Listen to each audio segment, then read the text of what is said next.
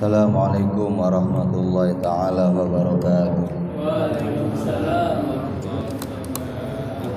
Allahumma salli wa sallim wa barik alaihi wa ala alihi wa sahbihi ya rabbi bil mustafa balligh maqasidana waghfir lana ma madha ya wasi'al karami ya rabbi bil mustafa balligh maqasidana waghfir lana ma madha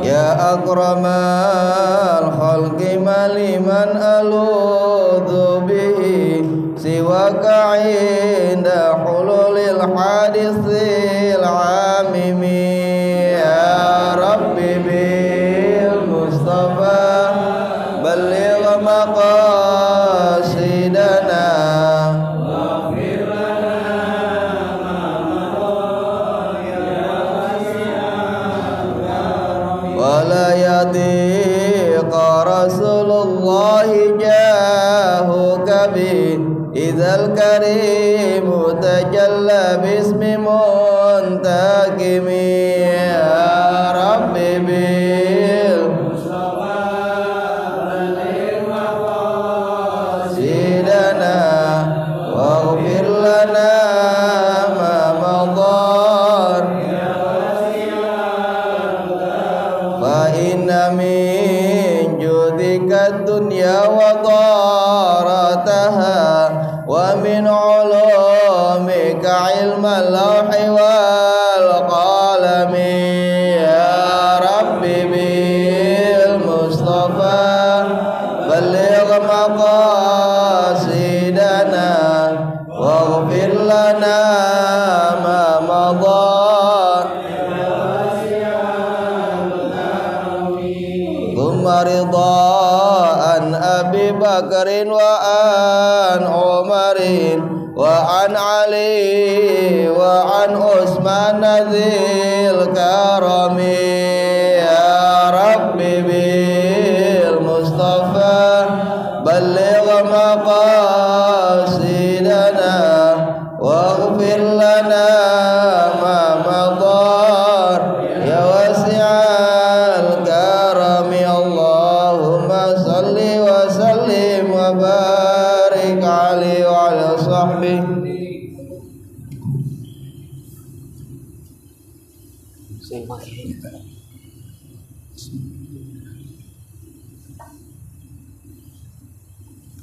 Assalamualaikum warahmatullahi wabarakatuh. Waalaikumsalam. Bismillahirrahmanirrahim. Alhamdulillahilladzi faddala bani adama bil ilmi wal amali ala jami'il alam. Wassalatu wassalamu ala Muhammadin sayyidil arabi wal ajam wa ala alihi wa ashabihi ya nabi'il ulumi wal hikam. Rabbi shrah li sadri wa yassir li amri wahlul 'uqdatam min lisani yafqahu qawli. Rabbi yassir wa la tu'assir, Rabbi tamim bil khair, Rabbi tamim bil khair, Rabbi tamim bil khair, amma ba'd. Marilah kita awali ta'lim kita pada kesempatan ini dengan baca suratul Fatihah. Kita tujukan pada Nabi kita Muhammad sallallahu alaihi wasallam, pada para keluarganya, para sahabatnya, pada para guru kita khususnya mereka yang telah mengajar kita agama, pada para orang tua kita, bapak ibu kita, kakek nenek kita serta keluarga kita dan saudara kita seagama, pada mukminin mukminat muslimin muslimat al ahya'i wal amwat, pada muallif kitab ini dan pada para pendiri dan para pengurus musalla ini, serta kita iringi niat mudah-mudahan taklim kita ini senantiasa mendapat ridha Allah Subhanahu wa taala. Semoga dipanjangkan umur kita, semoga ditetapkan iman dan Islam kita, semoga dimaafkan dosa-dosa kita, semoga dimaafkan dosa-dosa kedua orang tua kita, semoga dimaafkan dosa-dosa keluarga kita, semoga dijauhkan dari malapetaka, semoga dimudahkan rezeki kita, semoga dimudahkan segala urusan kita, semoga Allah menjadikan kita orang selalu istiqamah dalam mengerjakan ibadah, dan semoga Allah mematikan kita dalam keadaan husnul khatimah. Al-Fatihah. A'udzu billahi minasyaitonir rajim. Bismillahirrahmanirrahim. Alhamdulillah. Iyyaka na'budu wa iyyaka nasta'in. Ihdinas siratal mustaqim. Siratal ladzina an'amta 'alaihim ghairil maghdubi 'alaihim waladdallin. Kita buka halaman 110. Sebelah kanan paling atas.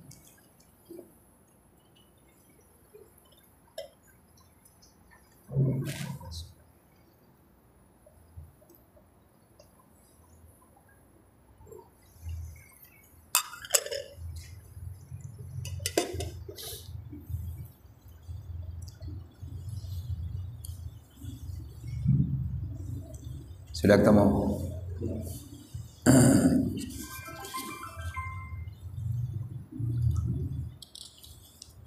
Bismillahirrahmanirrahim. Qala al-musannifu rahimahullahu ta'ala wa nafa'ana bihi wa bi ulumihi fid dharain amin.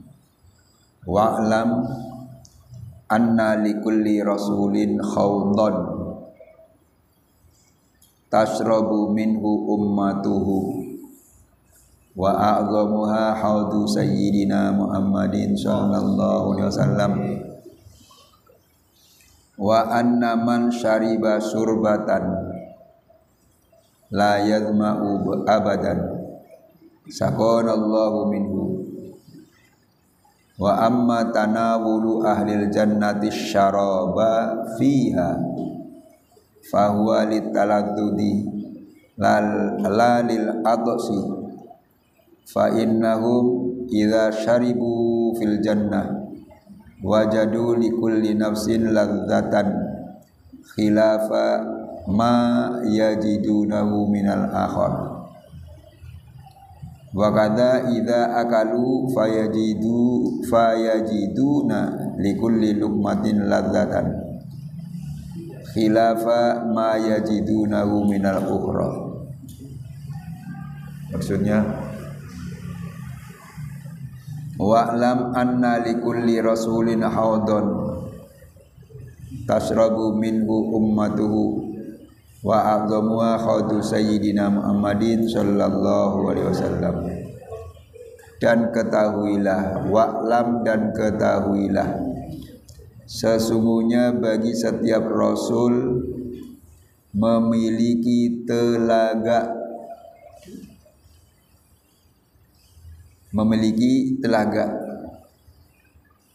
yang diminum oleh umatnya. Yang diminum airnya tentunya. Telaga yang paling agung adalah telaga baginda Muhammad sallallahu alaihi wasallam. Wa anna man syariba surbatan la yadma'u abadan saqanallahu minhu. Sesungguhnya siapa saja yang meminum setegukan setegukan, maka ia tidak akan haus selamanya. La yadma'u abadan, tidak akan haus selamanya. Semoga Allah memberi kita minum dari telaga Nabi Muhammad sallallahu alaihi wasallam. Jadi maksudnya, ketahuilah bahwa setiap rasul itu punya telaga. Telaga itu kayak danau, cuma lebih kecil dibanding danau yang besar tentunya. Danau yang paling besar di Sumatera danau apa? Danau Toba. Itu telaga seperti danau itu. Jadi para rasul itu mulai Nabi Adam sampai yang 25 itu, Nabi Muhammad tentunya, itu semuanya punya haud. Haud itu telaga, di mana telaga itu airnya bisa diminum oleh umatnya. Umat Nabi Muhammad bisa minum air telaga itu. Umat Nabi Isa bisa juga. Umat Nabi Musa dan seterusnya itu bisa minum dari telaga para rasulnya. Minum. Meskipun semua rasul punya telaga, ada yang paling besar itu telaga. Wa a'dhamuha haudu sayyidina Muhammadin. Yang paling besar dari telaga-telaga itu, yang paling agung ialah telaga baginda Muhammad sallallahu alaihi wasallam. Jadi telaga yang paling indah, paling bagus, paling besar, paling agung adalah telaganya Nabi Muhammad. Begitu tuh telaga. Indah tempatnya, indah, dilihatnya menyenangkan, enak dilihat enak. Itu telaga yang paling besar, ada telaganya Nabi kita Muhammad sallallahu alaihi wasallam. Wa anna man syariba syurbatan la yalma'u abadan saqanallahu minhu. Sesungguhnya siapa saja yang meminum setegukan saja, maka ia tidak akan haus selama-lamanya. Jadi kalau ada orang minum air telaga Nabi cuma satu tegukan aja, syurbatan, satu tegukan, itu untuk selama-lamanya enggak terasa haus, tidak terasa haus, gitu. Terus minumnya pakai apa? Kan di sana kita enggak punya gelas, enggak punya cangkir. Itu bagaimana? Jangan khawatir. Di pinggir telaga itu, ini misalnya telaga, pinggirannya itu sudah terpasang gelas. Terus muter ini. Banyak gelasnya, jangan ditanya. Gelasnya seperti bintang yang ada di langit, banyaknya. Maka kita enggak perlu khawatir bahwa saya tidak bisa minum. Enggak usah khawatir begitu. Asal kita beriman pada Nabi, beriman pada Allah tentunya, segala perintahnya dikerjakan, larangannya ditinggalkan, dijamin bisa minum air telaga Nabi Muhammad sallallahu alaihi wasallam. Dijamin. Jadi jangan khawatir nggak bisa. Lihat gelasnya itu banyak seperti bintang di langit, banyak banget, masya Allah, gitu tuh. Walaupun ngaku umat Nabi, saya umat Nabi Muhammad, tapi perintahnya dilalaikan, ditinggalkan, bahkan larangannya dikerjakan. Gak bakalan bisa minum itu, gak bakalan bisa ambil gelasnya untuk air, untuk ngambil air terus diminum, gak bakalan bisa. Jadi yang bisa adalah orang yang taat pada Nabi, taat pada Nabi. Itu air telaga. Wa anna man syariba syurbatan la yadmau abadan saqanallahu minhu. Dan sesungguhnya siapa saja yang meminum setegukan saja, maka ia tidak akan haus selama-lamanya.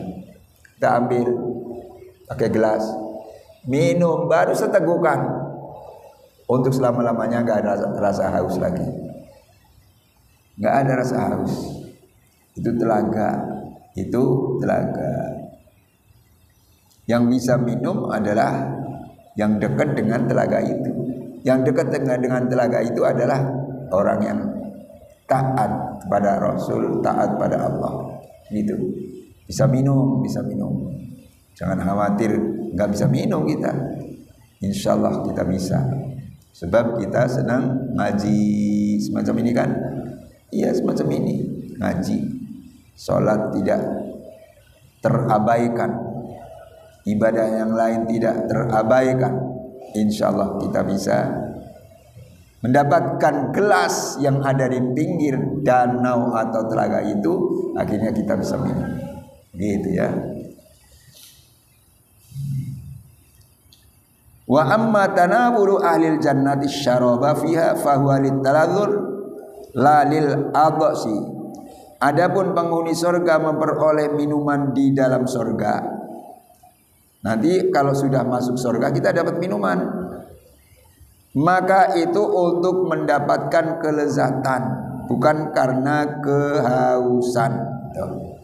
Jadi kalau kita sudah di surga bisa minum, itu cuma untuk kelezatan saja, bukan untuk menghilangkan haus.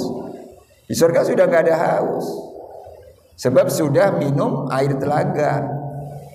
Kan diterangkan tadi, siapa saja yang minum air telaga nggak bakal haus selama-lamanya. Sedangkan kita di surga dapat minuman. Nah, kita minum itu bukan karena haus, tapi untuk kelezatan. Untuk kelezatan. Alhamdulillah bisa minum, rasanya begini. Dapat minuman lagi, minum rasanya lain lagi. Seperti sirup aja di dunia. Ada yang rasa apa? Strawberry, coklat tuh. Jus alpukat, begitu, macam-macam. Jadi minumnya penduduk surga di surga itu bukan karena penduduk surga haus, tapi litaladzuz, untuk kelezatan saja. Iya, enak sekali ya Allah minum. Itu di dalam surga begitu. Siapa yang bisa mendapatkan? Insya Allah kita bisa, asal kita taat pada Allah dan Rasulnya. Apalagi kita sekarang udah tanggal berapa Desember nih? Desember tanggal berapa ini? 26. 26. 5 hari atau 4 hari lagi 21 tahun 2021 maksud saya akan habis ya. Akan habis. Kita harus mawas diri. Ya Allah, 21 mau meninggalkan kita. Akan meninggalkan saya. Sampai enggak ke 22? Seandainya sampai, maaf, seandainya sampai nih, semakin dekat kita ke ajal. Semakin dekat atau jauh? Semakin dekat. Seandainya tahun 2021 jatah hidup kita di dunia tinggal 20 tahun lagi, 21 nih, nanti masuk 22, jatah kita kurang atau tambah? Kurang setahun. Nanti masuk 23, kurang setahun lagi, kurang setahun lagi, kurang setahun lagi, akhirnya sampailah ke ajal. Oleh karena itu, mari, kita nggak tahu tinggal berapa jatah kita. Kita banyak ibadah pada Allah, istighfar kita kerjakan, bacalah, sholawat kita baca, dan seterusnya begitu. Akan semakin dekat kita ke ajal. Saya masih gagah begini Pak Ustadz, nggak mungkin mati dengan dalam waktu dekat. Jangan bilang begitu. Yang namanya mati, meninggal itu nggak dia harus orang yang sakit-sakitan dulu kan. Ada orang gagah perkasa bahkan lagi olahraga meninggal ada. Saya ada kawan. Gak tanggung-tanggung nih kawan kita, guru judo, orangnya gede tinggi, memang turunan bapaknya Inggris, ibunya Belanda, punya anak itu, tapi Islam, bapaknya aja Haji Marzuki namanya, padahal orang Inggris, asli Inggris, tapi udah warga negara Indonesia. Anaknya itu kawan saya, namanya hebat, Muhammad Ali Afendi. Muhammad Ali, orangnya gede tinggi, matanya masih biru. Guru judo. Kalau belajar judo anak muridnya itu di rumah pakai apa yang untuk bantingan nggak sakit tuh? Kayak kasur apa namanya itu? Matras. Iya. Lepas latihan bantingan saya ngeliatin, ya Allah, bantingan begitu. Ini guru besar benar. Sampai maaf, anaknya Bung Karno yang namanya Guntur dulu belajar judo sama dia.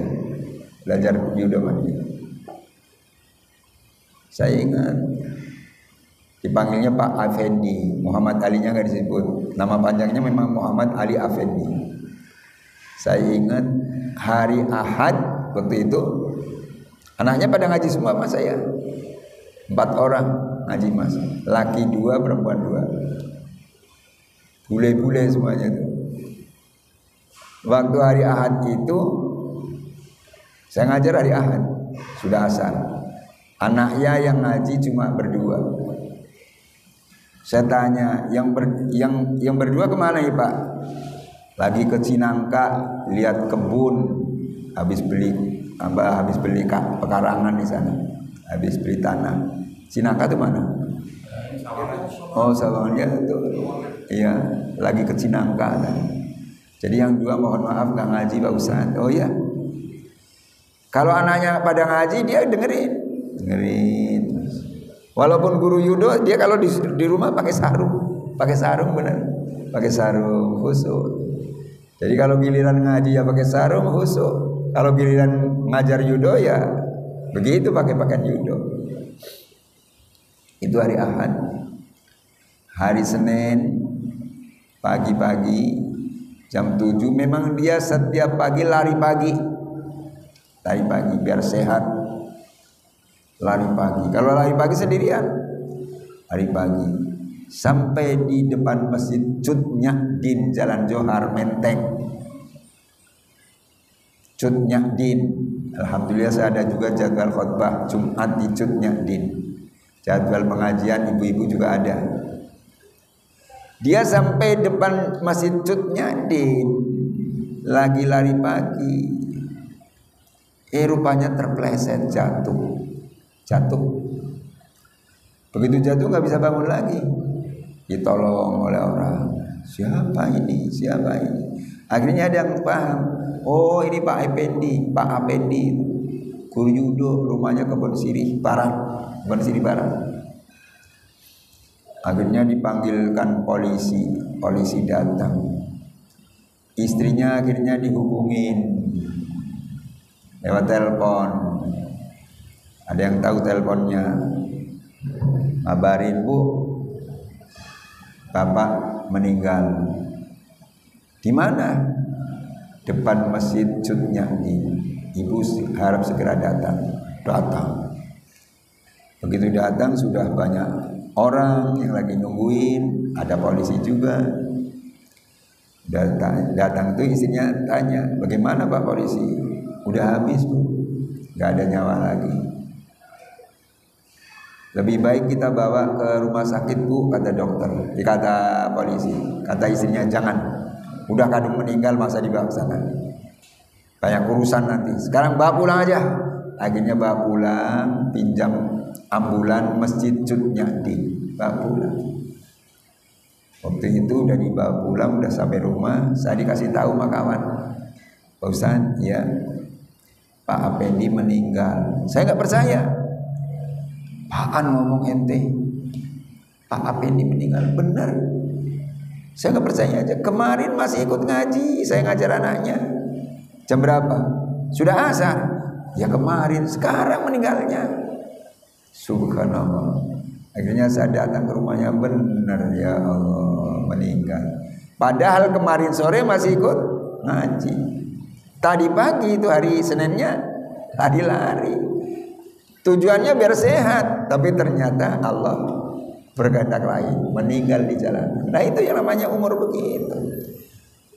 Jadi orang meninggal itu tidak harus didahului sakit. Tidak. Yang segar bugar lagi olahraga meninggal ada, itu ada.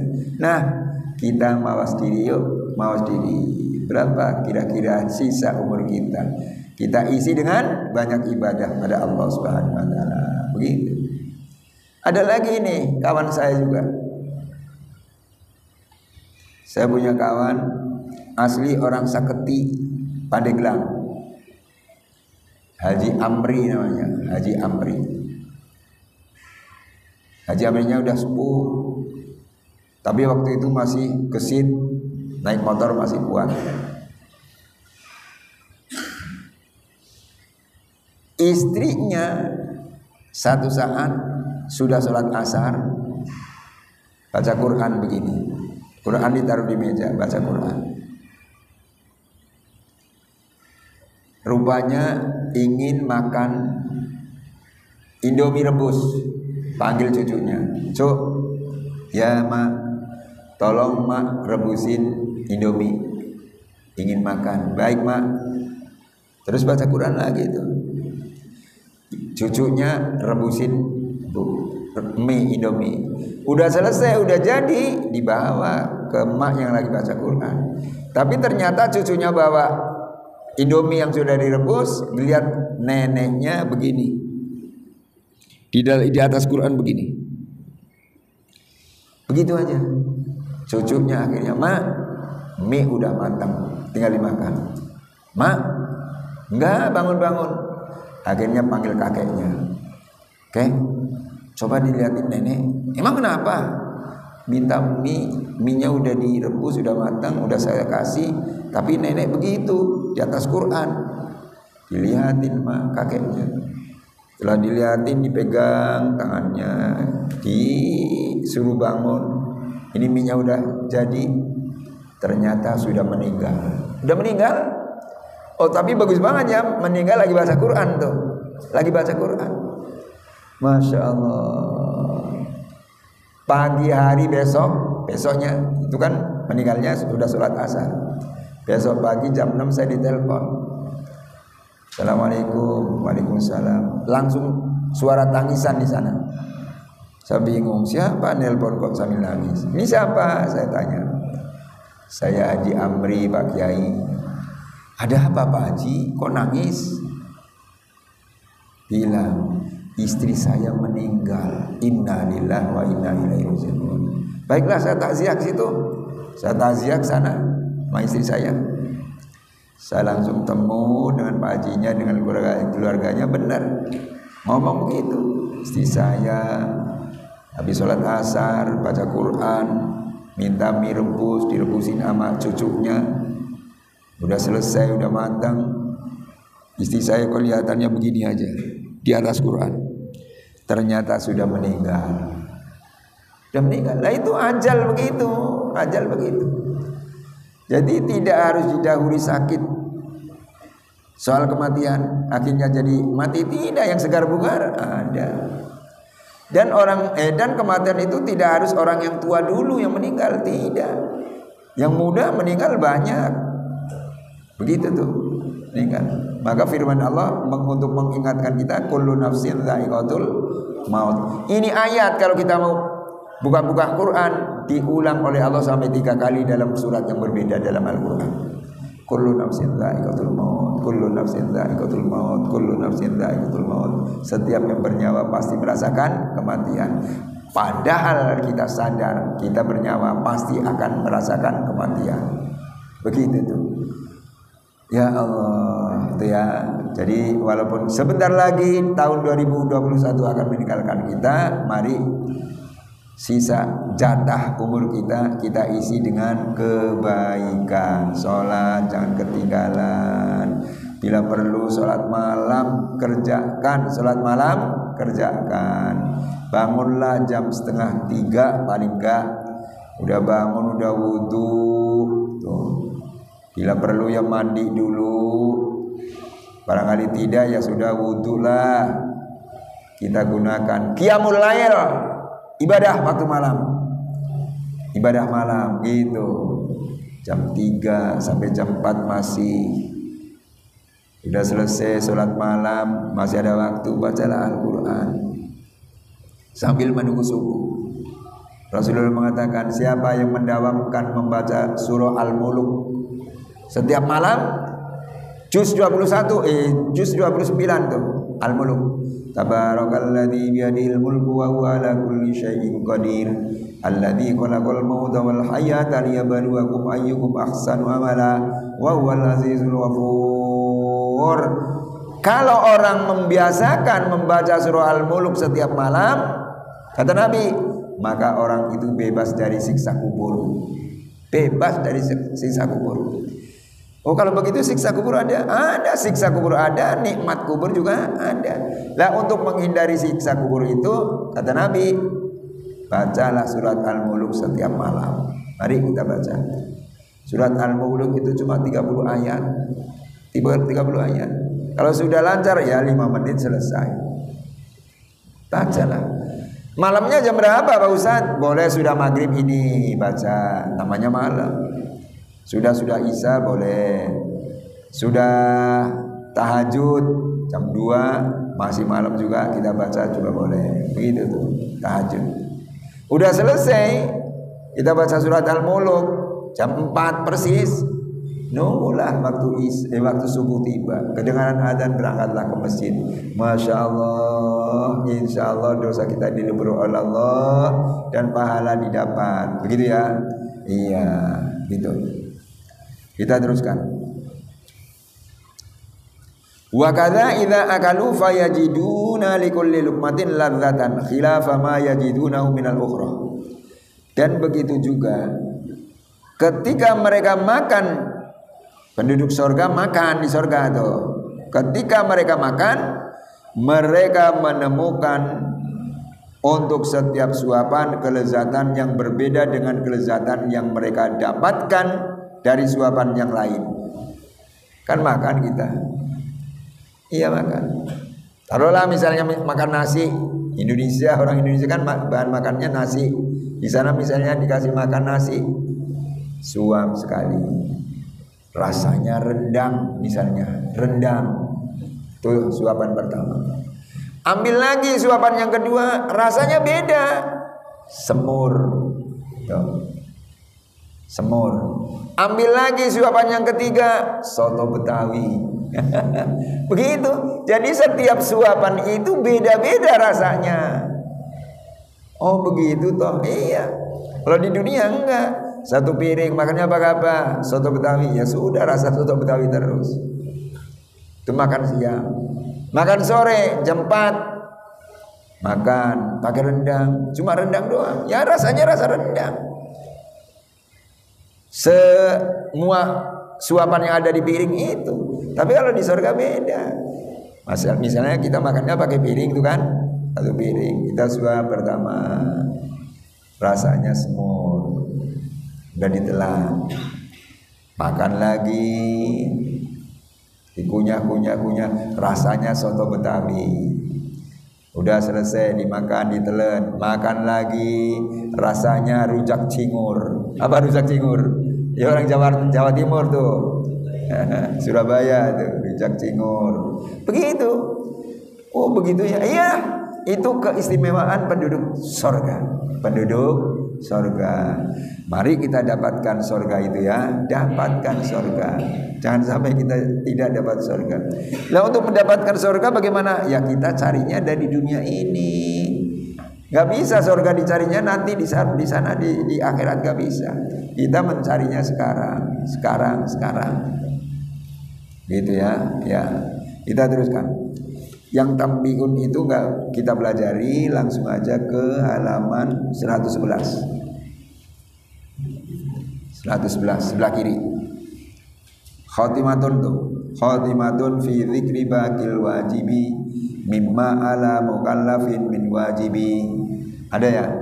Ya. Khatimatun fi dzikri baqil wajibi mimma ala mukallafin min wajibi. Pungkasan dalam menyebut sisa yang wajib. Khatimatun artinya pungkasan, penutup. Fi dzikri baqil wajibi dalam menyebut sisa yang wajib. Mimma ala mukallafin min wajibin, karena apa yang bagi mukallaf wajib. Ay hadhihi khatimatun nas'alullah husnaha. Yakni ini adalah penutup. Kami memohon kepada Allah agar mendapat husnul khotimah. Husnah ada husnul khotimah. Yang dimaksud penutup bait ini menutup bagaimana?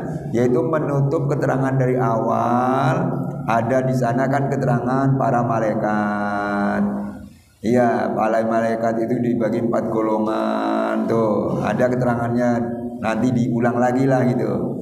Ada keterangan para nabi, ada keterangan hari kiamat, ada keterangan orang yang melewati Shirathul Mustaqim, pelajaran kemarin itu kan, ada berapa macam tuh. Ada keterangan yang lain. Nah, sampai di sini itu keterangan itu sudah khatimah, udah penutup. Nanti pelajaran yang lain akan keterangannya lain lagi, beda lagi gitu. Beda lagi. Maka di sini ada khatimatun. Terus fal khatimatu hiya ma tuzkaru li ifadati ma yata'allaqu bil maksud. Khatimah, penutup, ialah perkara yang disebutkan untuk memberikan faedah perkara yang berhubungan dengan tujuan. Jadi khatimah itu perkara tuzkaru yang disebutkan li ifadati ma yata'allaqu bil maksud, untuk memberikan faedah, li ifadati itu ke perkara yang berhubungan dengan tujuan. Tujuannya apa? Tujuannya dari awal sudah dipelajari tentang sifat-sifat 20. Sudah ada kemarin, udah lama gitu. Ada wajib bagi Allah sifat 20, ada para rasul, para nabi, ada para malaikat dan seterusnya dan seterusnya. Nah, itulah, itu semuanya ada sudah dalam pelajaran yang lalu. Wa kana dzalika ta'alluqu ta'alluqal lahiqi bisabiqi. Ayat ta'alluqu min haitsu ziyadatut tawdihi wa takmil. Dan kaitan tersebut adalah kaitan yang akan datang. Ta'alluq itu kaitan dengan yang telah lalu. Jadi kaitan yang akan datang itu ada kaitan dengan yang sudah lalu. Maksudnya nih nanti ya, di halaman 112 itu ada bait Nabiyuna Muhammadun qad ursila lil alamin rahmatan wa fudila, itu kan ada ayat atau bait selanjutnya. Nah, ini ta'alluqnya kalimat Nabiyuna Muhammadun dan seterusnya itu masih ta'alluq, itu hubungannya. Ada hubungannya dengan pelajaran yang telah lalu. Ada hubungan dengan pelajaran yang telah lalu. Allahi bisabik, begitu. Ayat ta'alluqu min haitsu ziyadatut tawdihi wa takmil, yakni hubungan dari segi tambahan, penjelasan dan penyempurnaan. Wa kadzalikal muqaddimah, lakin kana dzalika ta'alluqu fiha ta'alluqus sabiqi bil haqq bil lahiq. Ayat ta'alluqu min haitsul i'anatu fi syuru'i ala wajhil basirah. Begitu juga dengan permulaan muqaddimah. Kalau pertama kan muqaddimah, kalau terakhir khatimah, itu bedanya.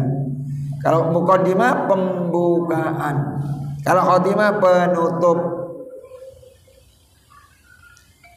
Begitu juga dengan permulaan atau muqaddimah. Tapi hubungan dalam muqaddimah adalah hubungan yang telah lalu, sabik, dengan yang akan datang, lahik, yakni hubungan dari segi menolong atau membantu dalam memulainya dengan cara pandang hati, yaitu dari basirah, dengan jalan basirah, gitu.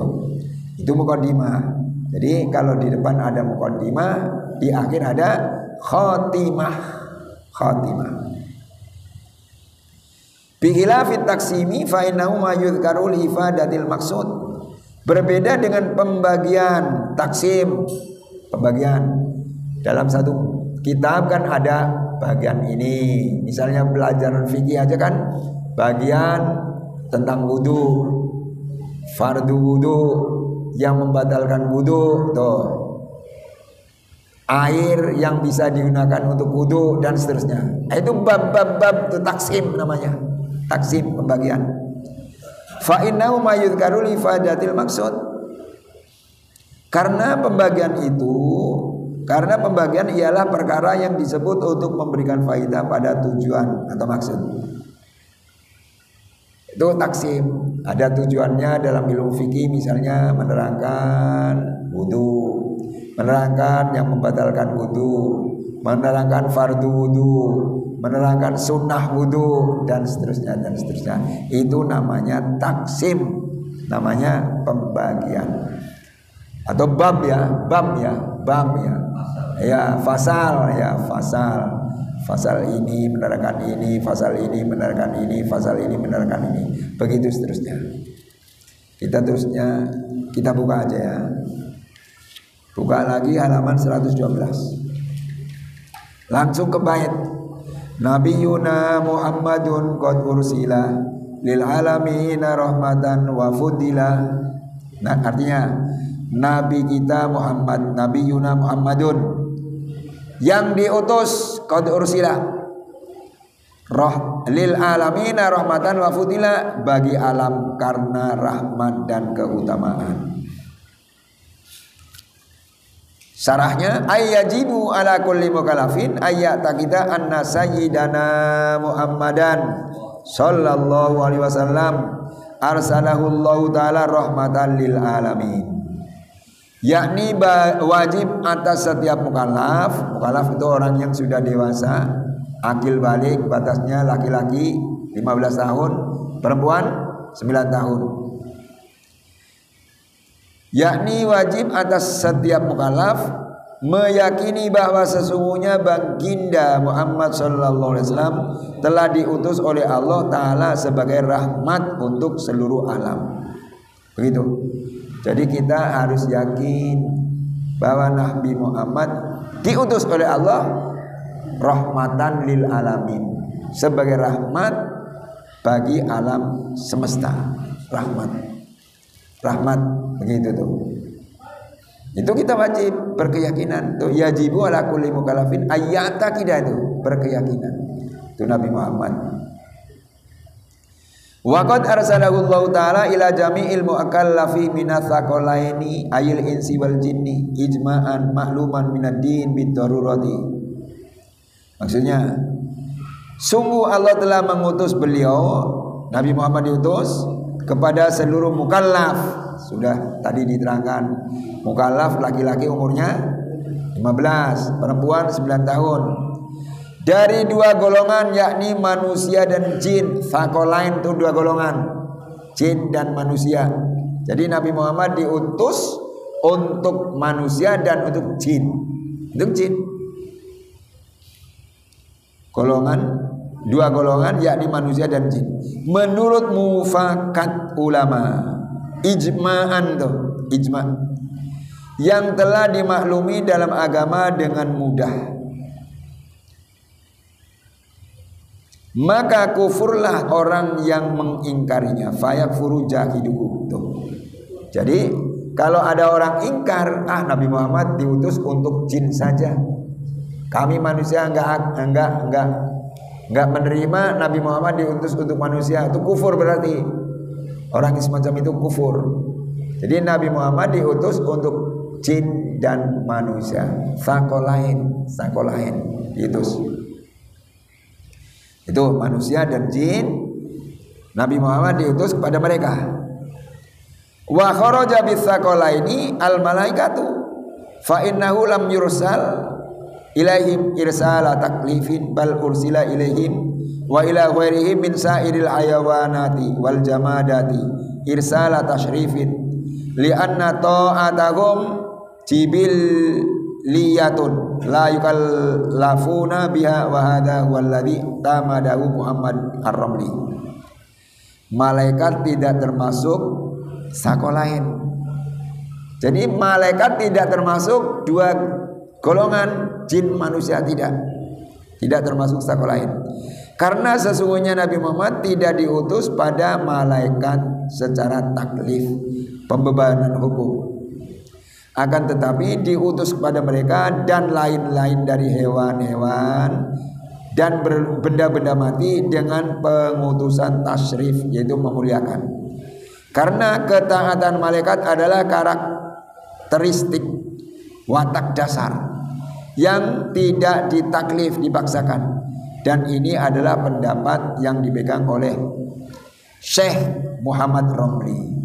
Jadi Nabi Muhammad itu tidak diutus untuk malaikat, diutusnya untuk jin dan manusia saja. Kenapa? Ya, malaikat itu diutusnya tidak malaikat ada ketaatan malaikat kepada Allah itu adalah dengan watak dasar jibiliyatun tuh, dasar. Jadi Allah sudah tetapkan malaikat taat kepada Allah, taat seterusnya. Kalau jin manusia ada yang taat, ada yang tidak. Sebaliknya lagi, setan itu selalu maksiat pada Allah. Maka makhluk Allah ada yang taat terus pada Allah, namanya malaikat, taat terus pada Allah. Makhluk Allah ada yang durhaka terus, maksiat terus pada Allah, apa namanya? Setan, iblis tuh. Gak bakalan iblis itu taat, gak. Semuanya tuh sampai hari kiamat maksiat terus. Nah yang ketiga, makhluk Allah ada yang kadang-kadang taat, kadang-kadang maksiat. Siapa itu? Manusia. Itu manusia. Iya. Maka Allah Nabi Muhammad berkata, bukan Nabi Muhammad, hukum.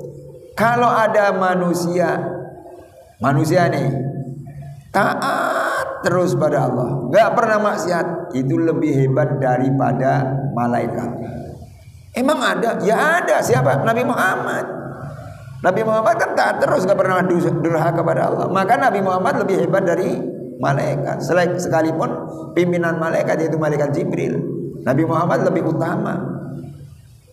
Itu manusia kalau taat terus pada Allah lebih utama daripada malaikat. Sebaliknya kalau ada manusia durhaka terus, itu lebih jahat daripada iblis. Oh begitu, iya. Gak pernah taat sama sekali manusia ini. Si A gak pernah taat, gak pernah taat sama sekali. Oh lebih dahsyat nih daripada iblis. Lah kalau kita kan ya kadang-kadang taat, iya, kadang-kadang maksiat. Itu sifat manusia begitu. Begitu tuh. Ya mudah-mudahan walaupun kita maksiat, akhir hayat kita husnul khotimah, dosa kita dimaafkan oleh Allah, begitu ya, insyaallah, begitu insyaallah. Sudah isanya, ya sampai di sini dulu, insyaallah nanti diteruskan giliran akan datang. Ya, kapan? Oh iya. Oh kapan berangkatnya? Berangkatnya apa? Oh iya. Ya ada jamaah kita Pak Sulkan yang dalam keadaan sakit ya, pulang kampung tadi pagi. Jadi dirawat di kampung. Kita doakan dengan baca suratul Fatihah. Mudah-mudahan Pak Sulkan dan keluarganya sampai kampung selamat. Mudah-mudahan Pak Sulkan setelah dirawat di kampung dalam keadaan sehat walafiat, bisa kumpul lagi di musola ini untuk sama-sama kita memakmurkan musola ini, untuk mengisi pengajian di sini, dan insyaallah doa kita dikabul oleh Allah Subhanahu wa taala. Al-Fatihah. A'udzubillahi minasyaitonir rajim. Bismillahirrahmanirrahim. Alhamdulillahirabbil alamin. Arrahmanirrahim. Maliki yaumiddin. Iyyaka na'budu wa iyyaka nasta'in. Ihdinas siratal mustaqim.